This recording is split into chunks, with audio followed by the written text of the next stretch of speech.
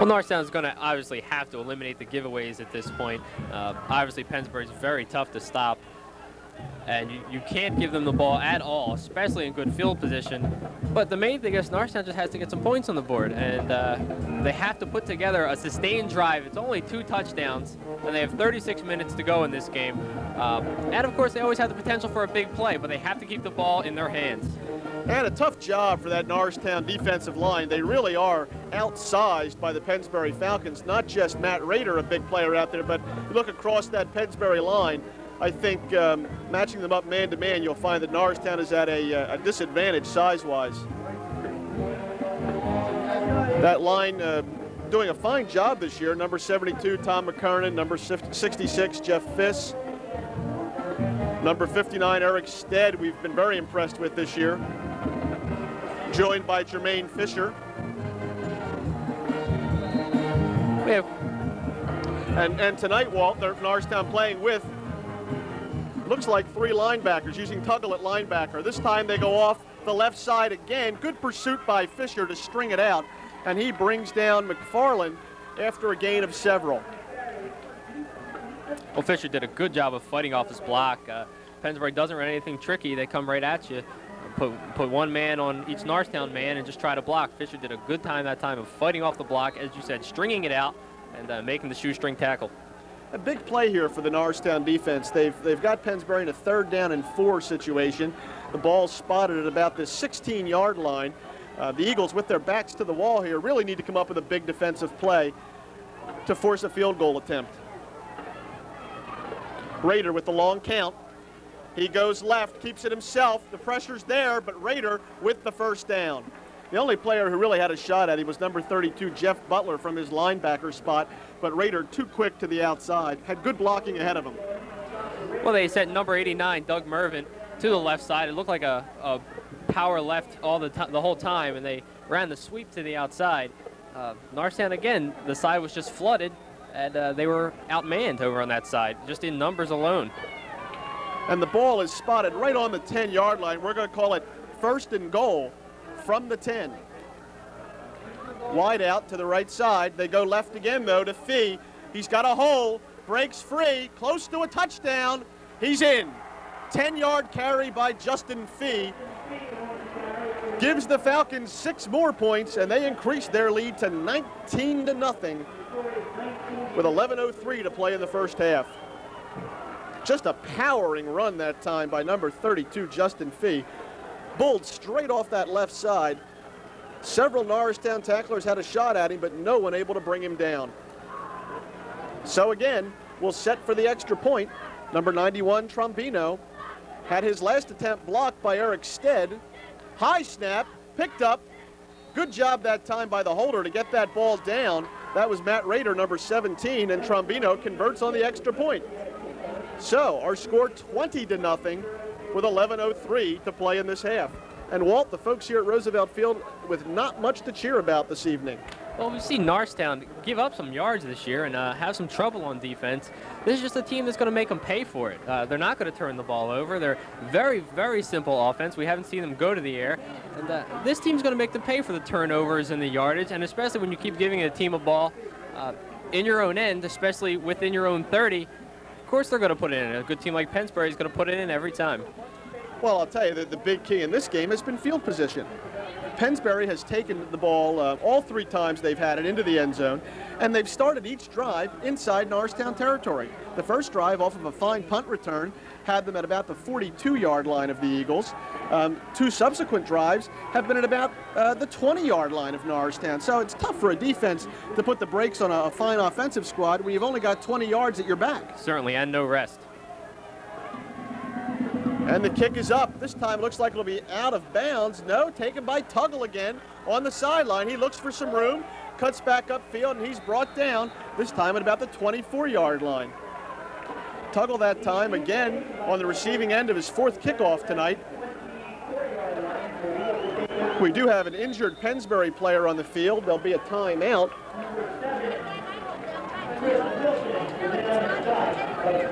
So it'll be an official's time for this injury. We hope this young man is okay. Looks like he's grabbing his midsection, Walt. Might be the result of a block.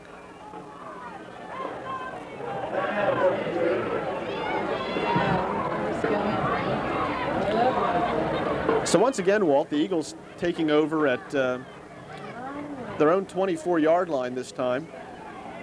We'll break for just a moment while we pause for this this injury timeout. Let's talk a little bit about where Norristown can go offensively here. They've really only run the ball 2 or 3 times, had it stopped up fairly easily, and their attempts at going to the air have been largely unsuccessful. Well, it's philosophically difficult to stay on the ground, which of course is where Norristown's strength is, when you're down early, and especially now that they're down 20. But again, they have to remember that it is only the second quarter, and it's early in the second quarter, and that the Norristown running backs have the potential for the big play. And that's really where the big play is going to come from, more so than in the air. They haven't been successful in the air because Augustine hasn't had the time, and Norristown only sends 1 or 2 men into a pattern. Augustine doesn't have a lot of choices, and he doesn't have a lot of time.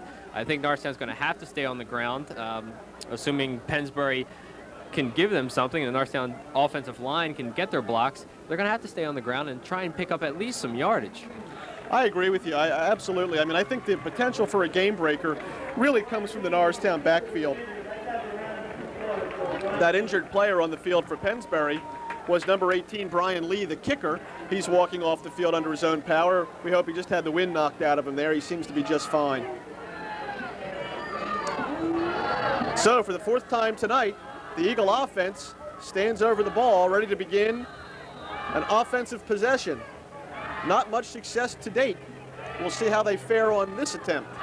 Augustine has Johnson in motion. There's the pitch to the right side.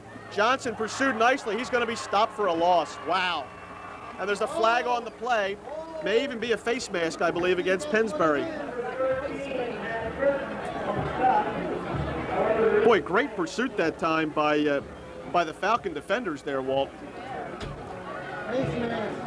And that's the call, face mask against Pennsbury. That time, I'm sure it was certainly unintentional. The Pennsbury defender, just trying to wrap up John Johnson in the backfield, wound up grabbing his face mask. So that turns what would have been about a 7-yard loss into a first down for Norristown. Well, that play you just saw was designed for Johnson to get to the outside in his zone and for his linemen just to hold their blocks long enough for him to do so. Pennsbury, again, great pursuit. Great penetration into the Norristown backfield. They sent 2 men coming, and it looks like Pennsbury's got some great team defense, or team speed on defense, and Norristown, specifically Johnson that time, couldn't get around the end. So again, we'll set up first down for Norristown. It'll be first down and about a yard to go. Or are we going to move the markers here? It looks like they're going to mark it from the spot of the foul. And since there was about a 7-yard loss, 6-yard loss on the play, that 15-yard foul moves it. But it's still first down. Right, moves it to the Norristown 33-yard line. So it'll be 1st and 1 for Norristown, their biggest opportunity. Oh, there's a game breaker. John Johnson up the middle. Good gracious, nice yards that time by John Johnson, straight up the middle. Norristown that time went right at them.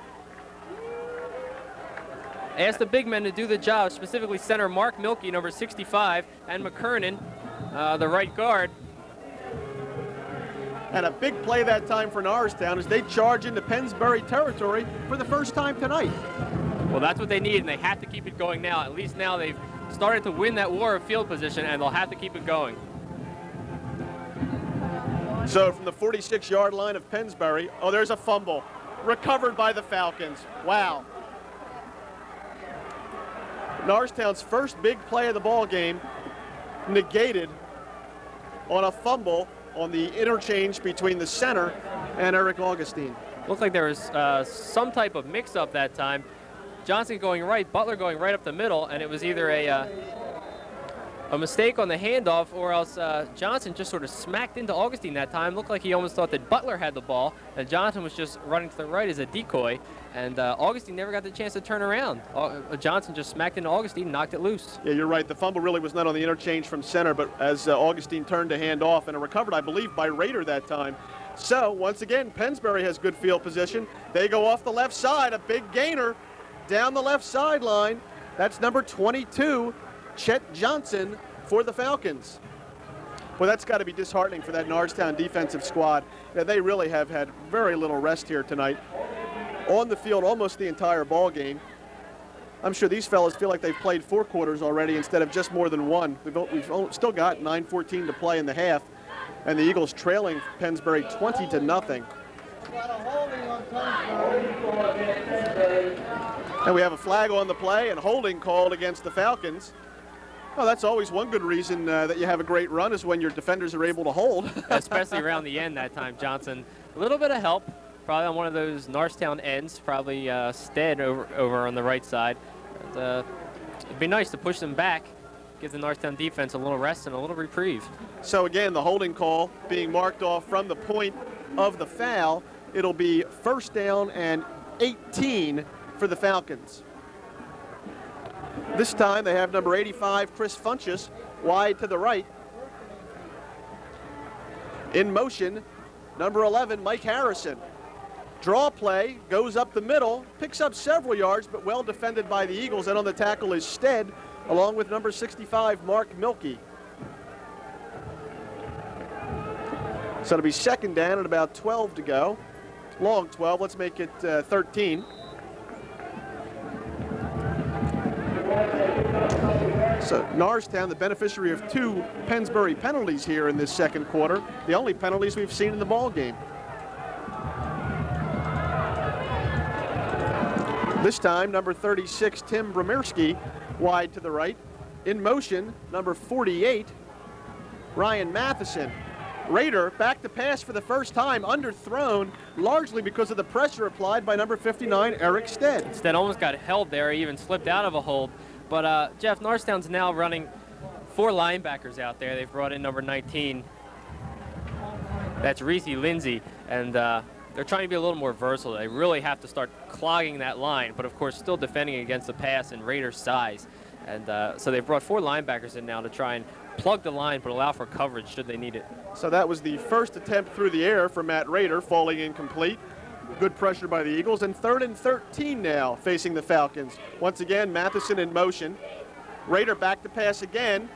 Good coverage. There's a man open in the flat, but certainly short of the 1st down. Oh, we've got a flag at the end of the play. I hope that's not against the Norristown Eagles. That ball was complete to number 32, Justin Fee, out of the backfield. Only good for about 3 yards. But we see a flag at the end of the play, which most likely is a personal foul. Well, David Tuggle came over to make the tackle, and we're a little bit obscured on the sideline by the Norristown players, so we couldn't see. That's the call. Personal foul. Looked like a blow to the helmet called by the Norristown defender. I'm not sure if that was Tuggle or Lindsay. Personal foul, but I don't know exactly the end of it. I think it's pointed to his head. And that's a tough call for Norristown. Here they have Pennsbury set up at a spot where they're about to take possession of the ball, and a 15-yard penalty goes against the Eagles, converting Pennsbury for a 1st down. Wow. That's just being a little over-aggressive out there. They had the play stopped, no need to pile on at the end of that play. I'm sure it was just an aggressive play by the Norristown defender, certainly no intention to inflict harm. But again, another bad break for the Eagles as Pennsbury now marches into Norristown territory for the 4th time tonight, taking over at the Eagle 37. Around the right side again. Good pickup that time by number 22, Chet Johnson. He picks up about 7 on the play, Walt. And really, Johnson would have had more. His own man, number 43, Steve Fish, his fullback out there trying to throw him a block, got turned around, and Johnson ran right into his arms, but managed to get a couple more after the contact. So 2nd and 3 for the Falcons with 7:38 to play in the half. This time the handoff goes off the right side again. Good for a 1st down. Ball carrier that time was number 42, John McFarland.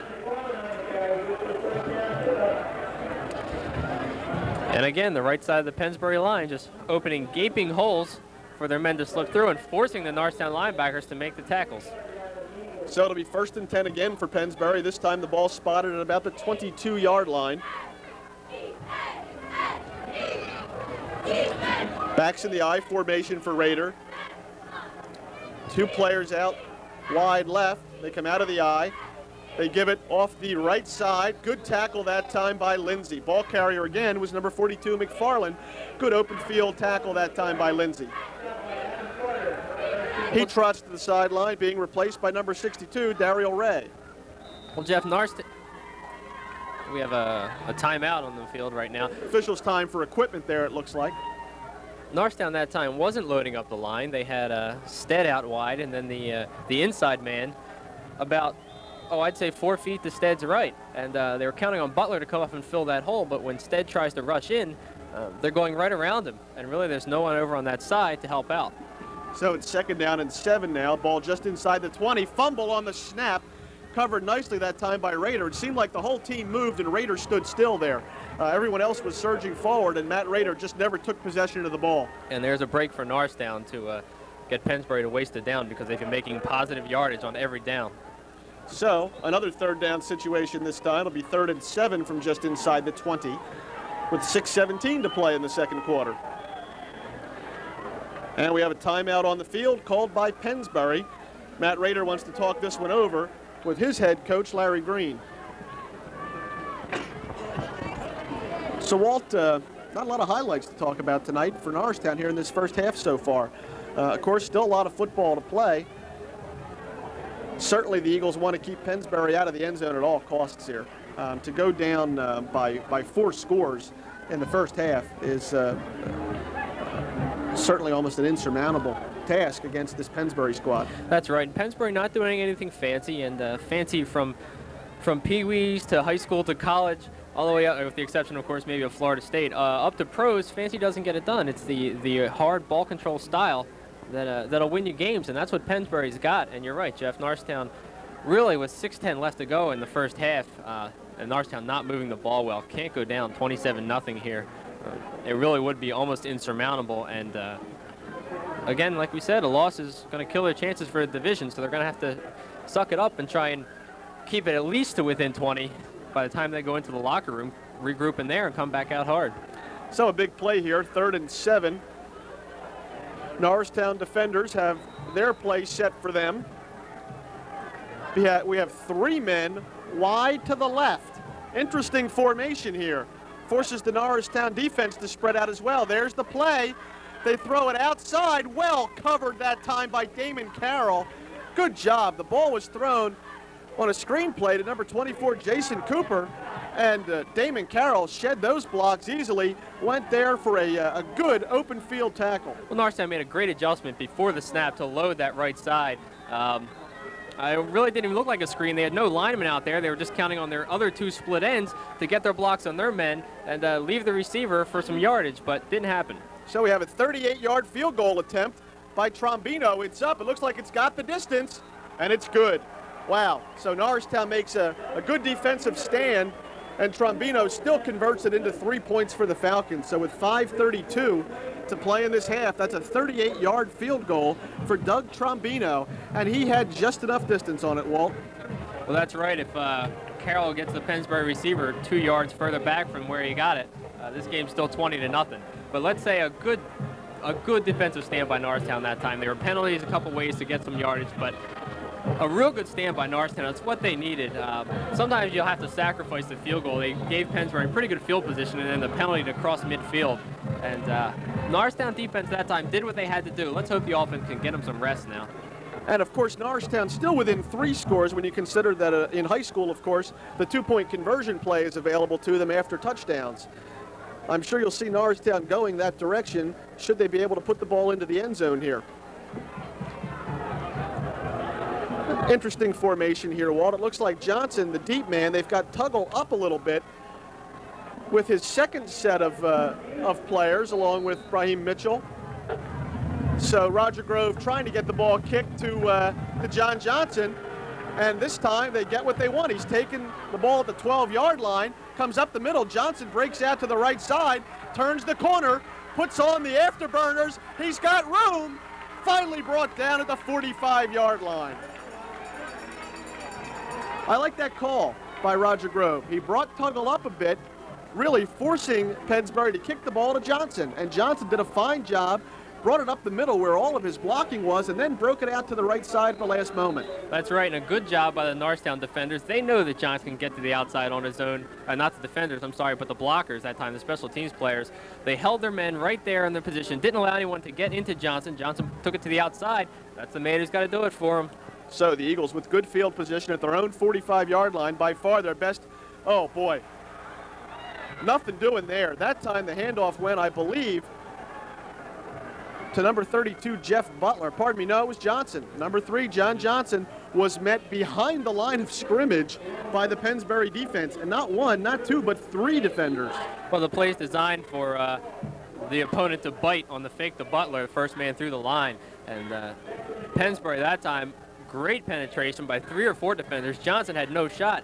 Give him credit just for holding on to that ball. He no sooner gotten it and was smothered. Yeah, there was some G-forces coming at him there. They really pushed him backwards with 4:26 to go in the first half. The Eagles now are facing a 2nd down and 12. Eric Augustine. This time, a little play action, looks upstairs, goes across the middle. Nice pass to David Tuggle for a 1st down. And a good job by Eric Augustine to really thread the needle inside that coverage. Well, that's a great route. Tuggle just ran right inside that Pennsbury zone and found the open space. Pennsbury gave him the 1st down yardage, though. It's about a 15-yard gain, and a good job by Augustine. I thought that play was a little slow in developing, but the lineman held off just long enough on the draw fake, and Augustine, like you said, a rifle pass inside the zone. Yeah, absolutely a good use of the play action that time to gain just enough time for Tuggle to run his complete route. Jake Bean will be wide to the right on this play, and we go to the handoff to Johnson. He cuts inside. He's got 2 men meeting him at the 20-yard line. But a fine run by John Johnson. And there's a player on the field for Pennsbury who's really not moving. He may be knocked out. Oh, my. It looked like Johnson, being only 5'8", came up and got the Pennsbury defender underneath the chin. And that's a spot to knock you unconscious. Well, you don't see any movement yet. Boy, you certainly just keep your fingers crossed that everything's okay. That young man has not moved an inch since colliding with John Johnson. But again, it was underneath. It wasn't on top. It shouldn't be any spinal injuries or anything that serious. We just hope that he comes to and is a little groggy, but okay, I'm sure. Well, let's hope. Again, still no movement down on the field. That was a fine play by Johnson, really doing a great piece of running. He had 3 players in the backfield, the secondary, converge on him. Those were the last players there. They did a good job to wrap him up. But Johnson came into that play with such force. He really had a head of steam going. Well, just great determined running, and good job by the Pennsbury defender. We're still not sure who it is to even tackle Johnson. If Johnson can run over him, he may be able to split the other 2 coming over for the touchdown. And of course, we do have emergency personnel here at the field, should that be necessary. Coaches from both teams, trainers from both teams out on the field trying to tend to the injured Falcon.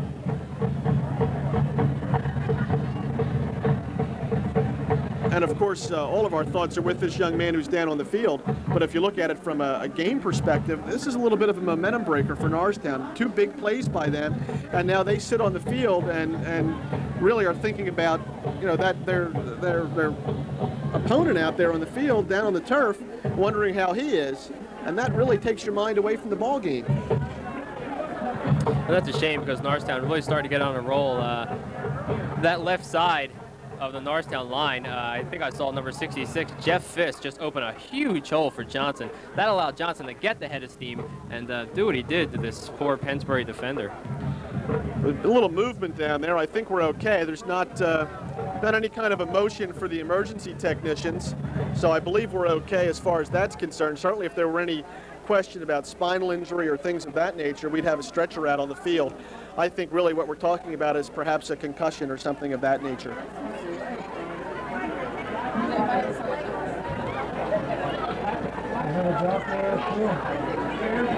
So as we take a look at the Norristown offense in huddle here, we've got 3:50 to play in this first half. The Eagles trail 23-0, driving with the ball. They took possession at their 45-yard line after a fine kickoff return by John Johnson. A couple of big plays here so far on this drive, including that pass play from Augustine to Tuggle.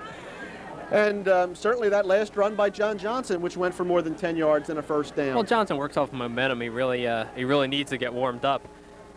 And after that kickoff return and now this run, we may see more of John Johnson, and it may be a shame if this half is going to end in 3:50 for the Norristown Eagles. Just to recap the scoring for you a bit, at 5:20 of the first quarter, Pennsbury got on the board first with a 4-yard run by Justin Fee. Trombino added the extra point, making it 7-0. At 2:03 of the first quarter, we had a 1-yard quarterback keeper from Matt Rader, making it 13-0. The extra point attempt was blocked on a fine play by Eagle defender Eric Stead, and that score was set up by a blocked Norristown punt on the Eagles' second possession. They were punting from deep in their own zone. Eric Augustine took a low snap, was unable to get the ball off, and Pennsbury took possession inside the Eagle 30-yard line. On the third possession of the game for Pennsbury, with 11:03 to play in the second quarter, a 10-yard run from Justin Fee, and an extra point made it 20-0. And now we have the Pennsbury player up on his feet, and a round of applause here from fans on both sides of the field.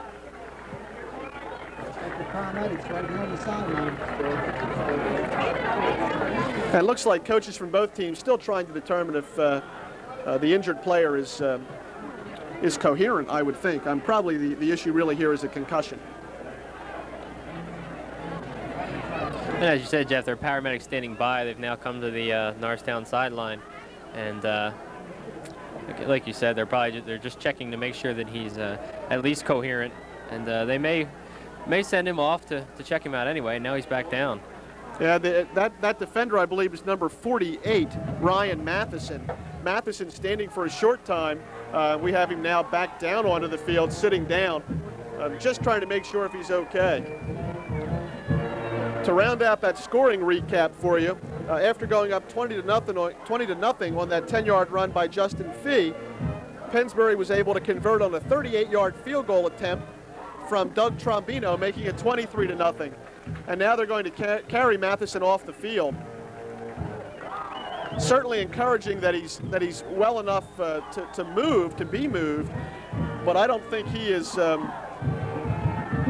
altogether there after that crushing hit from John Johnson carrying the ball. You just hope that doesn't take Johnson out of his game. Obviously not his fault, but Johnson, I'm sure, a little bit worried about the condition of Matheson, but you just hope that Johnson runs just as hard as he did on that play, and it's just a coincidence, just a bad spot, but here we go. So Norristown takes over again, 1st and 10 from their own 20-yard line. 3 backs. They go to the last one. That's Tuggle off the left side, following Johnson and Butler, and a pickup of about 3 or 4 on the play. We'll see where the officials spot the ball. And Pennsbury, very good tackling team, exemplified that time by number 42, John McFarland for the Falcons. Usually only takes 1 man, and that's just good tackling, good coaching. It's not a discredit to the Norristown offense at all, but just good, solid tackling, and again, that'll win you ball games. Pickup of 3 on the play makes it 2nd and 7 for Augustine. This time he looks right. He's got Bean on the far side, breaks out of the pocket, whips it in. No receiver there. David Tuggle had broken out of his pattern, was trying to help Eric Augustine by going deep. Augustine threw it beneath him, incomplete. So it'll be a 3rd down situation for Norristown, 3rd and 7 from about the 17-yard line of Pennsbury. And Jeff, it looks like the Norristown passing game just is not in sync. Again, it looked like a planned rollout that time by Augustine to the right side. He had Butler and his offensive lineman out there to give him some time, and they pretty much just moved the pocket. But a little bit of confusion between Augustine and Tuggle. It looked like the coverage was good, and Tuggle just trying to get himself open independently, and Augustine just didn't read him. So Jake Bean again wide right. Tuggle and Johnson also out to the right. This time they fake the draw. Again, Augustine rolls right, passes, goes upstairs into coverage, and I believe that ball was intercepted. Yes, it was. Intercepted at the 1-yard line by number 17, Matt Rader. Well, Augustine tried to get it over the 6'5" Raider and into the 5'8" David Tuggle, and that's a battle you're usually going to lose. Augustine just tried to fire it through there, not loop it over to Tuggle, but just tried to fire it through there. And Raider showed good hands. The ball had some zip and a good job by staying in bounds. And now Norristown just has to hold. Well, that's a tough break for Norristown because certainly they were within field goal range, although I don't know if Roger Grove goes for a field goal in that situation. I think down that far you take 2 plays to go for a 1st down or a touchdown. They ran the same play on 3rd down that they had run on 2nd down, unfortunately with worse results. The first one was incomplete, the second one intercepted by Rader. Well, Norristown's only had a couple big plays running the ball, and that's what will happen when a Pennsbury defense stops the Norristown running attack fairly well. They're able to flood the secondary a little bit more and get better coverage. That time, Augustine was throwing into double coverage. Well, with 2:50 to play in this half, I think you'll see a little bit of ball control here from Pennsbury. In fact, I think you'll see that from here on out. They've only tried to throw the ball twice as it is this evening, been very successful on the ground. But again, they've been the beneficiaries of some outstanding field position. The only question here is if Norristown defensively can shut Pennsbury down quickly with enough time to get their team the ball back in good field position and hopefully get the Eagles on the board. Well, Norristown started to move the ball a little bit more. It'd be nice to see them get the ball one more time before the half ends. So Rader again ready to set up the Falcon offense. Quarterback keeper trying to give his team a little bit of room to operate. Good job by the Norristown defense. But Jeff, right there you see the strength of the Pennsbury Falcons. Their quarterback keepers aren't 1-2 yards. They get 3 or 4 yards on their keepers just because of the size of the front line and especially the size of Rader. He could just fall forward or lean forward on top of his lineman, and by the time he's wrapped up and brought to the ground, he's got 4 yards. And that's the call there. Pick up a 4 on the play, so 2nd down and 6. And Rader gives his squad a little breathing room out to about the 5-yard line. And again, a tight formation by the Falcons. This time the handoff goes to the right side, covered nicely by Norristown. I believe that was number 42, John McFarland, on the carry. Looked like Butler slipped in there to trip McFarland up. Wasn't a full body tackle, but Butler did a good job to get in there and grab the ankles.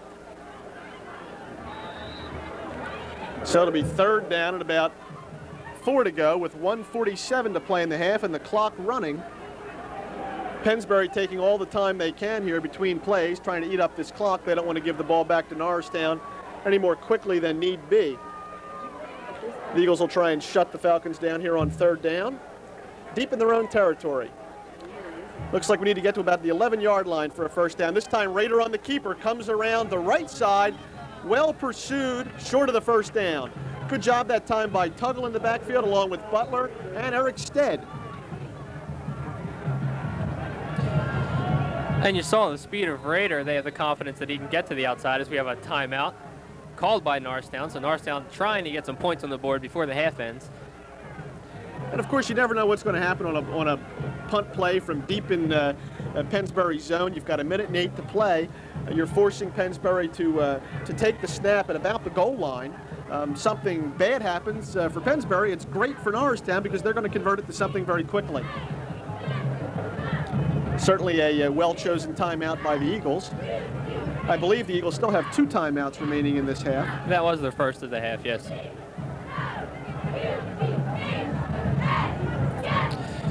So I guess the question is, does Norristown go for the block here? Well, I'm sure you'll see plenty of pressure, even if they just fair catch the ball, and I don't think they will because Rader will probably outkick his coverage. They'll have good field position, so I think you'll see Norristown put the pressure on, look for Stead and probably Carroll to come in off the ends. We'll see if Carroll's out there. Stead is definitely. Well, perhaps they're not going for a block. We have, looks like a return set up here for Norristown.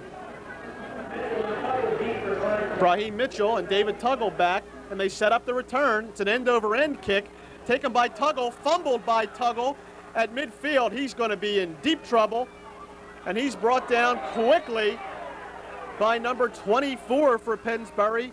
That was Jason Cooper. Yeah, that time, Tuggle's bobble of the ball really gave Pennsbury a lot of opportunity to outrun that Norristown coverage. He had at least 10 yards before the first line of Pennsbury defenders. By the time he picked it up, had only about 5 and could only slip 1 man before Cooper made the tackle. So the Eagles will take over with good field position, but with only 47 seconds to play in the half. The ball is spotted at the 42-yard line. I think you'll see Norristown go to the air. Pressure by Pennsbury over the middle to Tuggle. He's wide open, spins off a tackle, beats another man, but he's brought down at about the 28-yard line. And we have seen David Tuggle do that so many times this year.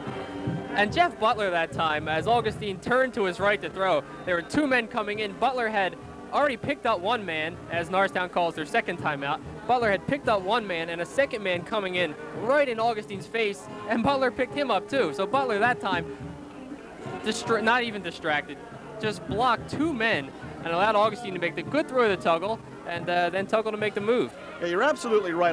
The key to Eric Augustine's pass play, I certainly think, is his ability to have time in the pocket. He has a great arm, really has a rifle arm when he's got time to throw. And that time, Jeff Butler's blocking, along with the rest of the Eagle offensive line, did a super job.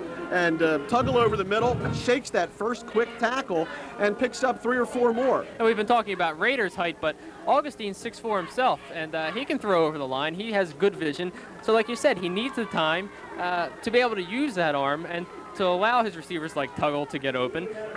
Certainly, even a good team like Pennsbury is not going to be able to cover a good receiver for a long time. If Augustine gets the time, he will complete the pass. So now it's 1st and 10 again for the Eagles from the 27-yard line of Pennsbury. And this would be a big morale boost for the Eagles to at least put some points on the board before heading in for halftime. Augustine back, under pressure, steps up, batted away. And that time, Eric Augustine was going deep, going for the end zone. Good job that time by the Pennsbury lineman to bat that ball back. It looked like number 89, Doug Mervin, also 6'4", got a big hand up there and blocked Augustine's passing lane. So it'll be 2nd down now with 29 seconds to play. The Eagles certainly with plenty of time to run out this series of downs. They're 27 yards, 28 yards from the end zone. 1 back. Augustine back, the blitz. Augustine runs out of the pocket, looks, waves his man deep. Oh! Well, I'll tell you, that was well defended. That time in on the coverage was number 13, Matt Curtin, who almost picked that ball off. But yet Tuggle almost had it. If Tuggle had stayed on his feet there, he looked like he slipped and fell just at the last moment. Well, that's a play where that Rader intercepted along the goal line on Norristown's last possession. That time Augustine had a little more float and a little shorter defensive back in Curtin. And Tuggle almost made a great adjustment to come back after the tip, but that's a real tough play when all your motion is going towards the end zone. And we should mention that Bob Browse, number 10, the field goal kicker, warming up along the sidelines as Norristown has 3rd and 10. 3rd and 10 with 22 seconds to play in the half. The wide side of the field is to your right. Fumble on the exchange. Augustine picks it up and charges forward, picks up a few, but it'll be 4th down for Norristown, and they'll be forced to call their last time out of the first half with 16 seconds to play. So a blown play for Norristown takes an opportunity out of the hands of Eric Augustine. Well, that's tough, but depending on what the play was going to be, that may even save Norristown 3 points, because with no more timeouts, they may have not gotten another play off if the man had not gotten out of bounds or had they not scored the touchdown. So now we may see Bob Browse. This is certainly within his range. It would be about, not certainly, but it would be about a 41-yarder, and he's had field goals that long before, and Browse now does trot onto the field. Interesting call here by Roger Grove. Has a lot of faith in his field goal kicker, Bob Browse, a fine soccer player in his own right. And the passing game, not getting a lot of time. You run one of 2 plays here, obviously. It's 4th down. You have 16 seconds to play. You're not going for a 1st down. You're either going to go to the end zone. It's a long play, almost 25 yards to the end zone, low percentage.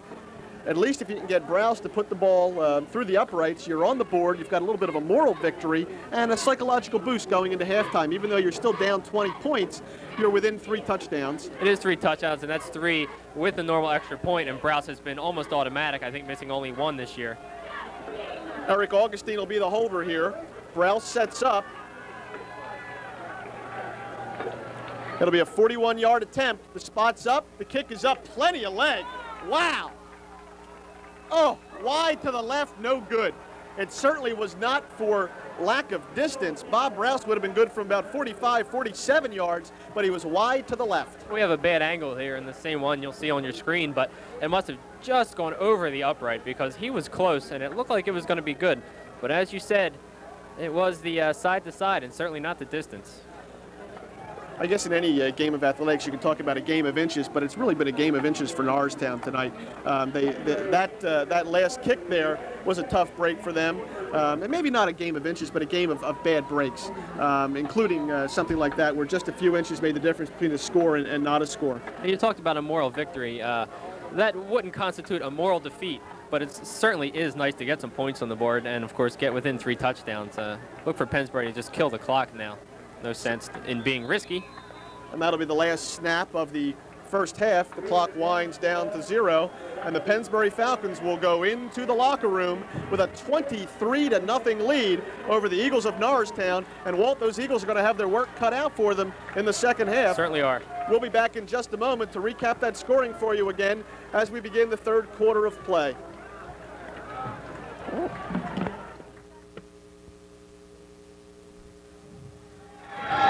And we're back on the air here as the Norristown Eagles take the field to begin this second half of play. And Walt, the first half certainly all Pennsbury. Well, Jeff, it certainly didn't look like a game for the division and a game of the top two teams in the Suburban 1 National Colonial. Pennsbury did just totally dominate, and Norristown really has to come out fired up to get anything done this half. And of course, the Eagles will be kicking off to start this second half, so the first possession of the quarter will go to the Falcons. And it's not as if Pennsbury hasn't been able to do anything when they've had the ball. They're really dominating, especially on offense, so that may not bode well for the Eagles to be giving it up. Yeah, I agree. The Eagles certainly have had one or two opportunities in this ball game, unable to connect on either of them. Of course, finishing up the first half with that field goal attempt that was errant. You just have to hope that the Eagles are able to generate something on defense, maybe create a turnover, pick off a pass. I think probably their bigger opportunity, I don't think we're going to see too much passing in the second half, their bigger opportunity will be to create a fumble. Right, but the problem there is that trying to turn the ball over, Pennsbury's a tough team to get the turnovers from. First of all, they're disciplined. Second of all, they don't go for big plays. They're running plays. They're not using many pitches or reverses or anything like that. Just basic smash mouth football. They're pounding it, if anything, off tackle, sometimes right up the middle. So it's tough to create a turnover in that situation. Should Norristown start to go for the ball, that also creates problems in that you may start missing tackles. But I don't think at this point, like you said, down by 3 scores with 2-point conversions, Norristown really needs to start going after the ball. They just have to play good, solid defense and have good, solid offensive drives. I think you have to worry about the psyche of this ball club.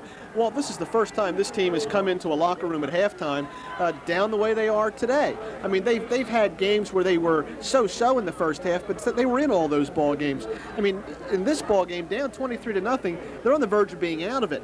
The one loss they do have this year against Council Rock was a rock'em sock'em back and forth. I mean, the Eagles clawed back into that ball game and looked like they had won the game late in the fourth quarter, only to see Council Rock come back, dash right back, score for the win in the closing minute. But that was a tight ball game all the way.